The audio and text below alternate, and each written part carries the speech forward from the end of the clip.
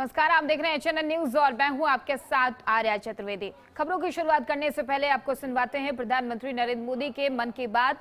आज 134वां एपिसोड है, क्या कुछ कह रहे हैं, चलिए सुनवाते हैं। चर्चा हो रही है वह है 100 मीटर रेस, 100 मीटर की दौड़। महज 2 दिनों के भीतर मेंस 100 मीटर रेस में नेशनल रिकॉर्ड 3 बार टूटा। जिन दो एथलीट्स ने ये कमाल दिखाया है वे हैं गुरिंदरवीर सिंह और अनिमेश कुजूर। मैंने सोचा इस बार मन की बात में इन दोनों खिलाड़ियों से बात की जाए। अनिमेश जी नमस्कार। गुरिंदरवीर आपको भी नमस्कार, सत श्री अकाल। नमस्कार सर। नमस्कार। नमस्कार सर। अच्छा भैया, आपने तो बहुत बड़ा अचीवमेंट किया है। आपकी जोड़ी ने भी बड़ा कमाल किया है। हमने संगीत में तो जुगलबंदी देखी थी, लेकिन चुनौती में भी जुगलबंदी होती है कि एक बार एक चुनौती दे, फिर दूसरा उस चुनौती को उठा ले, फिर तीसरी बार कर ले। बड़ा इंटरेस्टिंग विषय रहा है आपका।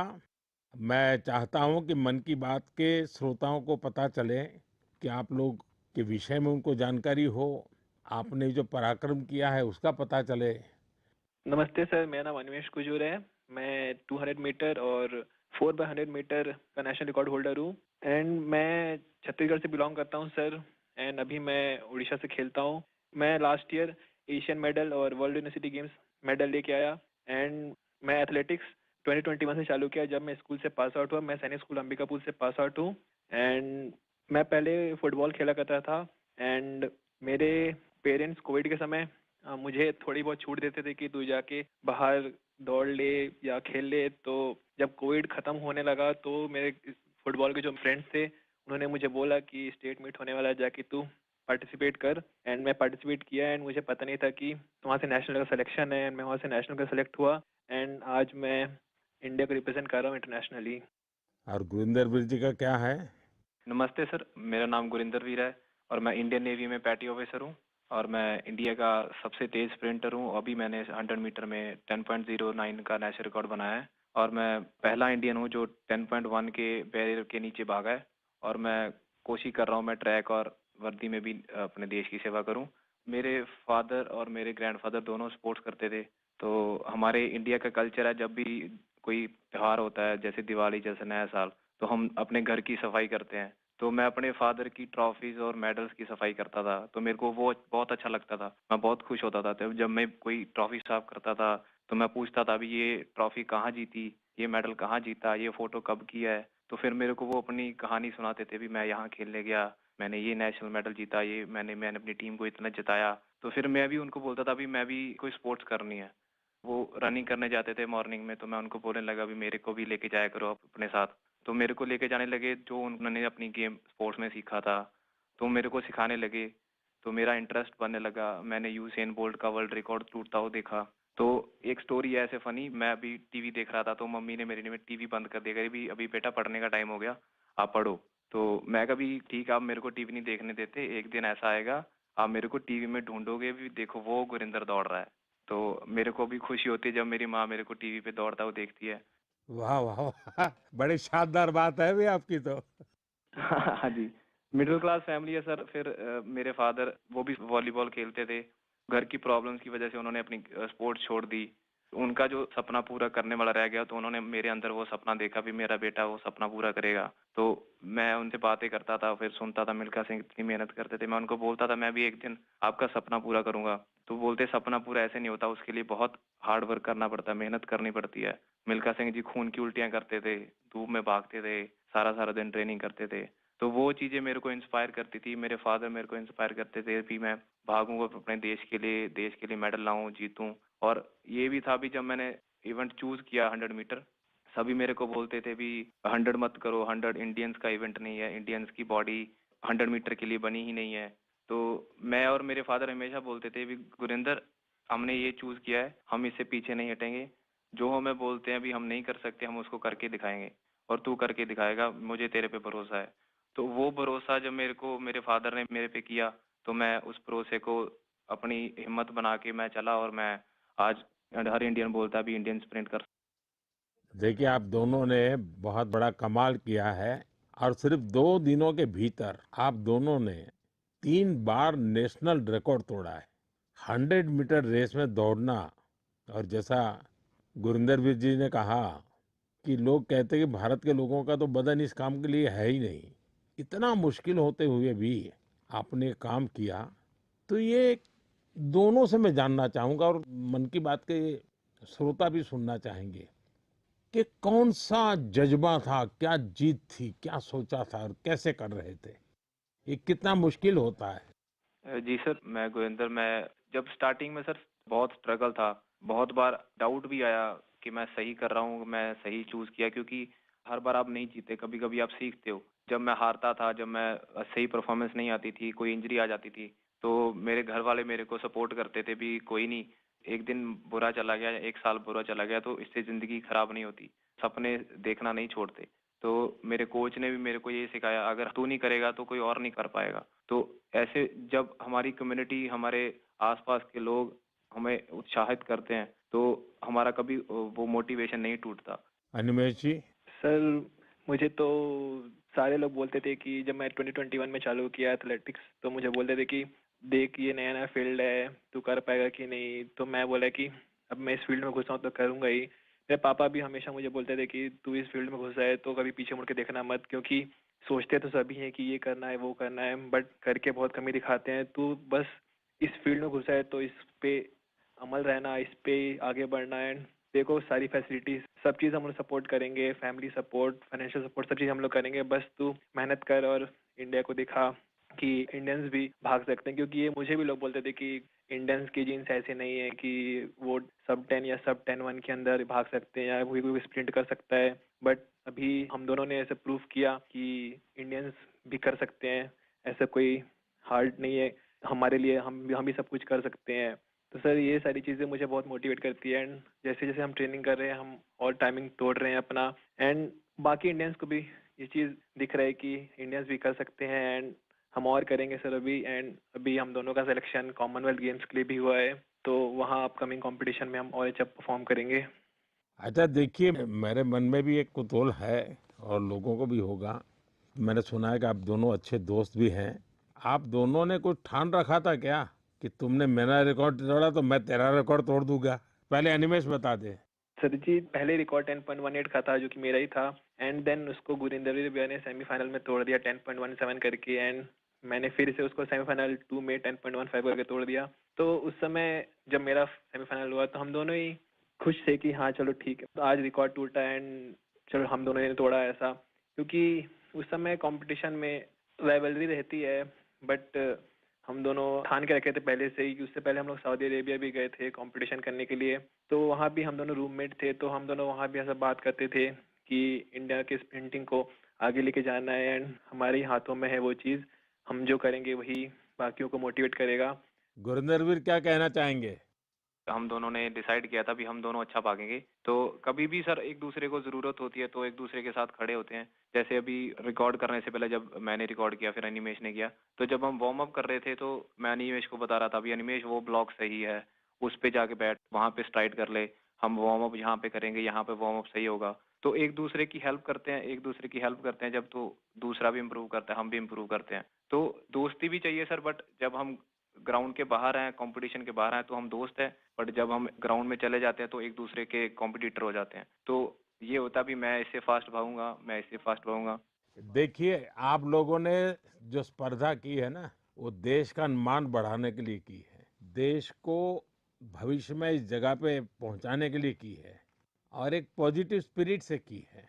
और मैं मानता हूं कि आपका ये जो स्पोर्ट्समैन स्पिरिट है, खेलना भी है, एक दूसरे को चुनौती भी देना है और फिर आगे निकलने के लिए प्रयास करना है और फिर आगे जाने के लिए एक दूसरे की मदद करना है, ये अद्भुत काम किया है आप लोगों ने। मेरी तरफ से आपको बहुत बहुत बधाई, मेरी बहुत बहुत शुभकामनाएं, और आप देश का नाम भी रोशन करेंगे, मुझे पूरा विश्वास है। आप ऐसे ही मेहनत करते रहिए, बहुत प्रगति होगी। बहुत बहुत शुभकामनाएं मेरी। शुक्रिया सर, शुक्रिया आपका सर। बहुत बहुत धन्यवाद। मेरे प्यारे देशवासियों, इस समय देश के ज्यादातर हिस्सों में बहुत गर्मी पड़ रही है। तेज धूप, गर्म हवाएं ऐसे मौसम में अपना ध्यान रखना बहुत जरूरी है। पानी पीते रहिए। धूप में अगर निकलना ही पड़े तो थोड़ा संभल कर निकले। इस दिशा में सरकार की भिन्न भिन्न डिपार्टमेंट्स ने जो गाइडलाइंस जारी की है वो भी भूलिएगा नहीं। साथियों, हमारे यहाँ गर्मी से लड़ने का तरीका कई बार रसोई में भी मिलता है। आपने भी देखा होगा, जैसे जैसे गर्मी बढ़ती है वैसे वैसे घर की रसोई का स्वाद बदल जाता है, रसोई का प्रकार बदल जाता है। कहीं मटके का पानी निकल आता है, कहीं दही जमने लगता है, तो कहीं कच्चे आम उबलने लगते हैं। और फिर शुरू होता है देसी पेय का दौर। देसी पेय से आप भी परिचित हैं। अगर आप उत्तर भारत में जाएंगे तो काफी जगह आपको मिलेगा आम पन्ना, कच्चे आम का स्वाद और गर्मी से राहत भी। पंजाब हरियाणा जाइए तो लस्सी मिल जाएगी, बड़े गिलास वाली लस्सी। राजस्थान और गुजरात में छाछ जैसे हर खाने की साथी बन जाती है। और बिहार, झारखंड, पूर्वी उत्तर प्रदेश में सत्तू का शरबत, उसकी तो बात ही क्या है। पेट भी भरे, ताकत भी दे। कोंकण और गोवा में कोकम शरबत, सोल कढ़ी, दक्षिण भारत में पानकम, नीरमोर, संबारम और ओडिशा में बेलपना। वो सिर्फ पेय नहीं, भारत के अलग अलग क्षेत्रों की परंपरा का हिस्सा है। और इसमें एक भारत श्रेष्ठ भारत की भावना की झलक भी मिलती है। और एक बात जरूर ध्यान रखिएगा, इनमें से ज्यादातर चीजें हमारी अपनी रसोई से निकली है, हमारे खेत खलिहान से निकली है। कोई बड़ी ब्रांडिंग नहीं है, लेकिन पीढ़ियों का अनुभव उनमें समाया हुआ है। आप भी गर्मी के दौरान देसी पेयजलों का खूब आनंद लीजिए। साथियों, गर्मी आते ही एक और चर्चा हर घर में शुरू हो जाती है और वो है आम। आम आम चर्चा का विषय होता है। भारत में शायद ही कोई घर होगा जहां गर्मियों में आम की बात न होती हो। हर इलाके का अपना आम, अपना स्वाद, अपनी खुशबू। महाराष्ट्र और कोंकण का हापुस, अल्फांसो, गुजरात का केसर, यह तो आमरस की जान है। उत्तर प्रदेश का दशहरी और मेरी काशी का लंगड़ा। वैसे लंगड़ा आम की एक खास बात होती है, पकने के बाद भी उसका रंग कई बार हरा ही रहता है। बिहार का जर्दालू, जिसकी खुशबू दूर से पहचान में आ जाए। चौसा, मालदा, हर नाम के साथ लोगों की यादें जुड़ी हुई है। दक्षिण भारत जाइए तो बंगनपल्ली, तोतापुरी, नीलम, मलगोवा, बंगाल का हिमसागर, उड़ीसा और आंध्र प्रदेश का सुवर्ण रेखा, यानी जगह बदलती है, आम का रूप, रंग और उसका स्वाद भी बदल जाता है। और साथियों, आम की ये यात्रा अब गांव से ग्लोबल मार्केट तक भी पहुंच रही है। आज मन की बात के माध्यम से मैं आम की पैदावार से जुड़े अपने किसान भाई बहनों की प्रशंसा करूंगा। आप देश की कृषि अर्थव्यवस्था के लिए आम किसान नहीं, बहुत विशेष हैं। ऐसे ही छाए रहिए। साथियों, गर्मी के इन दिनों में ऐसे तो स्कूलों की छुट्टियां होती हैं, लेकिन मैं एक ऐसे क्लास की बात करूंगा जिसमें आपका एडमिशन करने का मन कर जाएगा। साथियों, एक स्थिति की कल्पना कीजिए, एक ऐसा स्कूल जहां बच्चे भी आते हो, युवा भी और बुजुर्ग भी, जहां कोई फीस ना हो, कोई बड़ी बिल्डिंग ना हो, कोई क्लासरूम भी ना हो, और सबसे रोचक बात, वहां क्लास नदी में लगती हो। साथियों, ये कोई कहानी नहीं है, ये एक सच्चा प्रयास है। केरलम के आलुवा में साजी वलाशेरिल जी ऐसा ही एक स्विमिंग क्लब चला रहे हैं। अब तक 15,000 से ज्यादा लोग यहाँ तैरना सीख चुके हैं। साजी जी ने दिव्यांग बच्चों को भी स्विमिंग सिखाई है। इस प्रयास के पीछे एक पीड़ा भी छिपी है। कुछ वर्ष पहले एक नौका हादसे में कई छात्रों की मृत्यु हो गई थी। उस घटना ने साजी जी को भीतर तक झकझोर दिया। उन्होंने सोचा, अगर बच्चों को तैरना आता होता तो शायद कई जानें बच जाती। बस यहीं से शुरू हुआ उनका ये अभियान। साथियों, साजी बलाशेरिल जी का जीवन हमें एक बहुत बड़ी सीख देता है। सेवा करने के लिए बहुत बड़े साधन जरूरी नहीं होते, जरूरी होता है एक अच्छा इरादा और लगातार किया गया प्रयास।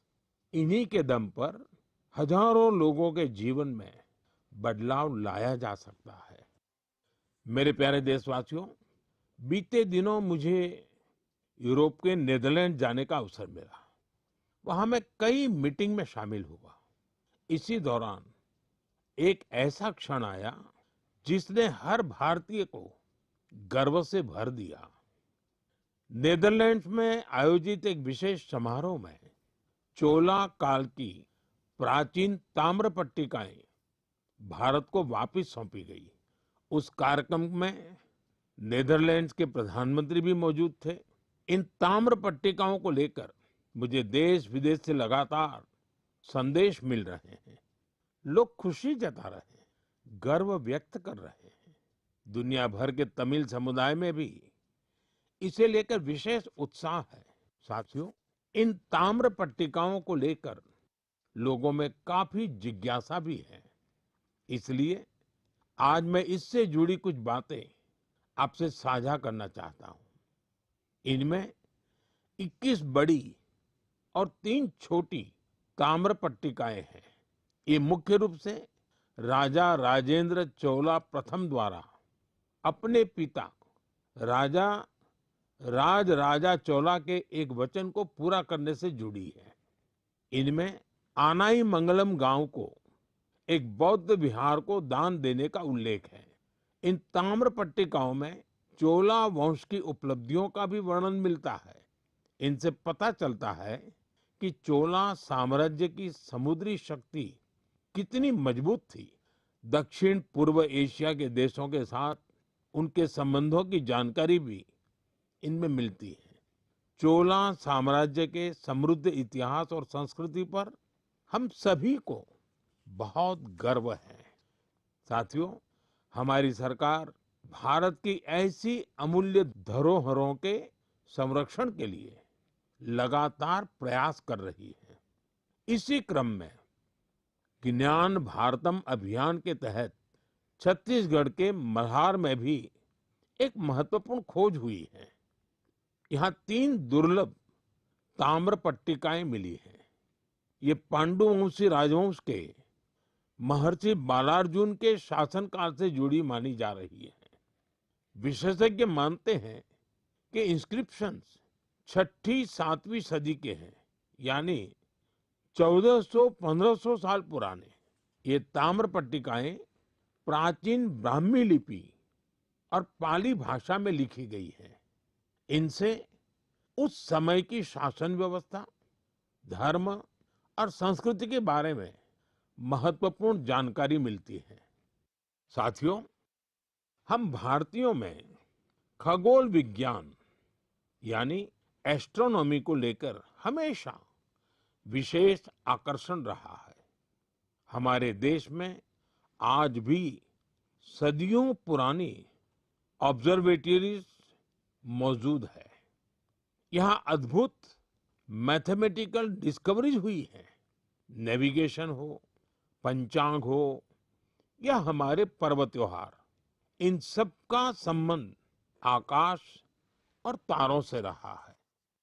हमारे यहाँ एस्ट्रोनॉमी ने हर पीढ़ी में कौतूहल जगाया है, उसे एक्सप्लोरेशन के लिए प्रेरित किया है और आज के युवाओं में भी इसे लेकर काफी उत्साह दिखाई देता है। आजकल आप भी देखते होंगे, देश भर में एस्ट्रोनॉमी क्लब्स तेजी से लोकप्रिय हो रहे हैं। बड़े शहरों से लेकर छोटे कस्बों तक, स्कूलों से लेकर पार्कों तक इनकी गतिविधियां दिखाई देती हैं। मुझे बेंगलोर एस्ट्रोनॉमिकल सोसाइटी के बारे में जानकारी मिली। यहाँ ऑब्जर्वेशनल सेशंस आयोजित किए जाते हैं। इस संस्था ने ग्रामीण क्षेत्रों में एस्ट्रोनॉमी को लोकप्रिय बनाने का मिशन भी शुरू किया है। खगोल मंडल नाम की टीम ने 30 घंटे का एक बहुत इनोवेटिव कोर्स शुरू किया है। साथियों, रात में तारों को निहारना अपने आप में अद्भुत अनुभव होता है। एस्ट्रो केरला नाम की एक संस्था नाइट ऑब्जर्वेशन कैंप और वर्कशॉप आयोजित करती है। यहाँ युवा साथी टेलीस्कोप बनाना और स्टार मैप्स का इस्तेमाल करना सीखते हैं। राजकोट के बिग बैंग एस्ट्रोनॉमी क्लब ने गिर के जंगलों से लेकर कच्छ के रण तक अनेक एस्ट्रोनॉमी इवेंट्स आयोजित किए हैं। ज्योतिर्विद्या परिसंस्था भी एस्ट्रोनॉमी के सबसे पुराने संस्थानों में से एक है। यहाँ ऑब्जर्वेशनल फैसिलिटीज के साथ साथ बुक्स, लाइब्रेरी और टेलीस्कोप लाइब्रेरी की सुविधा भी है। मैं आईसेक का भी जिक्र करना चाहूंगा। यह एक student led nationwide network है जो एस्ट्रोनॉमी और एस्ट्रोफिजिक्स क्लब को आपस में जोड़ता है। साथियों, अपनी हॉबी के लिए समय निकालना और लगातार कुछ नया सीखते रहना बहुत जरूरी है। मैं युवाओं से आग्रह करूंगा कि वे किसी एस्ट्रोनॉमी क्लब से जरूर जुड़े और इन छुट्टियों में किसी प्लेनेटेरियम को भी जरूर देखने जाएं। साथियों, मन की बात कार्यक्रम को जो लोग टीवी पर देख रहे हैं, मैं उनसे कहूंगा एक वीडियो जरूर देखिएगा। ये वीडियो पिछले दिनों बहुत चर्चा में रहा। इसमें कुछ लोग बहुत धैर्य से, बहुत सावधानी से एक गंगा डॉल्फिन को बचाने की कोशिश कर रहे हैं। आपको ये जानकर आश्चर्य होगा, इस पूरे प्रयास में करीब 13 घंटे लगे और आखिरकार वो डॉल्फिन बच गई। साथियों, इसमें बहुत बड़ी भूमिका रही भारत की पहली गंगा डॉल्फिन रेस्क्यू एम्बुलेंस की। ये घटना उत्तर प्रदेश की है। वहां एक गंगा डॉल्फिन नहर में फंस गई थी। ऐसे समय में नमामि गंगे अभियान के तहत बनी ये एम्बुलेंस उसके लिए उम्मीद बनकर पहुंची। फिर बहुत सावधानी से उसे बाहर निकाला गया, उसकी जांच की गई, उसका इलाज किया गया और उसके बाद उसे सुरक्षित राप्ती नदी में छोड़ दिया गया। एक तरह से कहें तो एक जीवन फिर अपने घर लौट गया। साथियों, ये डॉल्फिन रेस्क्यू एम्बुलेंस बहुत खास है। इसे एक चलते फिरते अस्पताल की तरह तैयार किया गया है। इसमें डॉल्फिन को सुरक्षित रखने की व्यवस्था है, ऑक्सीजन की सुविधा है, विशेष स्ट्रेचर है, बचाव के उपकरण है। यानी अगर कोई डॉल्फिन घायल हो जाए, नहर में फंस जाए या नदी से कट जाए तो तुरंत उसकी मदद की जा सकती है। साथियों, जब हम गंगा डॉल्फिन को बचाते हैं तो हम सिर्फ एक प्रजाति को नहीं बचाते, हम गंगा की जैव विविधता को बचाते हैं, नदी के पूरे जीवन तंत्र को बचाते हैं और अपनी आने वाली पीढ़ियों के लिए प्रकृति की एक अमूल्य धरोहर भी बचाते हैं। मेरे प्यारे देशवासियों, आप में से बहुत लोगों की नदी, तालाब और कुएं के पानी से जुड़ी यादें जरूर होगी। किसी को तालाब में तैरना याद होगा, किसी को दोस्तों के साथ तालाब किनारे खेलना, किसी को उस मिट्टी की खुशबू याद होगी। बचपन की ऐसी यादें जीवन भर मन में बसी रहती हैं। साथियों, ऐसी ही यादों को बचाने की एक प्रेरक गाथा उत्तर प्रदेश के बस्ती जिले से सामने आई है। बस्ती के आकाश गुप्ता अपने गांव की मनोरमा नदी को देखकर बहुत दुखी होते थे। क्योंकि जिस नदी को उन्होंने बचपन में साफ और जीवंत देखा था, समय के साथ उस नदी में प्लास्टिक जमा होने लगा था, गंदगी बढ़ती चली जा रही थी। श्रीमान आकाश ने तय किया कि शिकायत नहीं करेंगे, एक नई शुरुआत करेंगे। शिकायत नहीं, शुरुआत मंत्र बन गया। उन्होंने अपने दोस्तों को साथ लिया। सिर्फ जाल था, फावड़ा था, टोकरी थी और सबसे बड़ी ताकत थी कुछ बदलने का संकल्प। ये युवा नदी में उतरते थे, जलकुंभ भी निकालते थे, प्लास्टिक और कचरा बाहर लाते थे। कई बार एक दिन में 50-60 किलो तक कचरा नदी से निकाला गया। धीरे धीरे मनोरमा नदी का वह हिस्सा फिर से साफ दिखने लगा। आसपास के लोगों का ध्यान भी इस काम की तरफ गया। लोगों में स्वच्छता को लेकर जागरूकता बढ़ी। साथियों, ऐसी ही एक प्रेरक कहानी गोवा से भी सामने आई है। गोवा के बाल कृष्ण अय्या जी रिटायर्ड टीचर हैं, लेकिन समाज के लिए काम करने का उनका उत्साह आज भी वैसा ही है। उन्हें मड्डी तोलाब इलाके में पानी की समस्या बहुत परेशान करती थी। उन्होंने भी समाधान के लिए काम शुरू किया। बालकृष्ण जी ने पाइपलाइन बिछाने के काम में महत्वपूर्ण भूमिका निभाई। इससे कई घरों तक पानी पहुंचा। जिन परिवारों को पानी के लिए रोज संघर्ष करना पड़ता था, उनके लिए यह बहुत बड़ी राहत बनी। साथियों, पिछले महीने मुझे एक बहुत अच्छा अनुभव हुआ। इसका संबंध मन की बात से भी जुड़ा है, इसलिए आज मैं इसकी चर्चा आपसे करना चाहता हूँ। तमिलनाडु के नागरकोइल में मेरी मुलाकात एक टीचर से हुई। करीब 3 दशक पहले भी मैं उनसे मिला था। मैं बात कर रहा हूँ गिरिजा अम्मा जी की। इस मुलाकात के दौरान कुछ युवा स्टूडेंट्स भी उनके साथ थे। साथियों, गिरिजा अम्मा जी करीब 15 स्कूल चलाती हैं। इनमें चेन्नई का जय गोपाल गरोडिया हिंदू विद्यालय बहुत प्रमुख है। उनकी देशभक्ति की भावना हर भारतवासी को प्रेरित करने वाली है। उन्होंने मन की बात से प्रेरणा लेकर देश के अनेक सैनिकों के लिए योगदान का संकल्प लिया। इसके लिए उन्होंने अपने सभी स्कूलों के स्टूडेंट्स को प्रेरित किया। उन्होंने बच्चों से कहा कि वे वीर जवानों के लिए हर दिन 1 रुपया योगदान दें। यानी एक साल में हर स्टूडेंट की ओर से 365 रुपये जमा हुए। इस छोटे छोटे योगदान से करीब 40 लाख रुपए इकट्ठा हुए। गिरिजा अम्मा जी ने इस पूरी राशि का चेक मुझे सौंपा। उनसे बातचीत के दौरान मैंने महसूस किया कि माँ भारती के प्रति उनका समर्पण कितना गहरा है।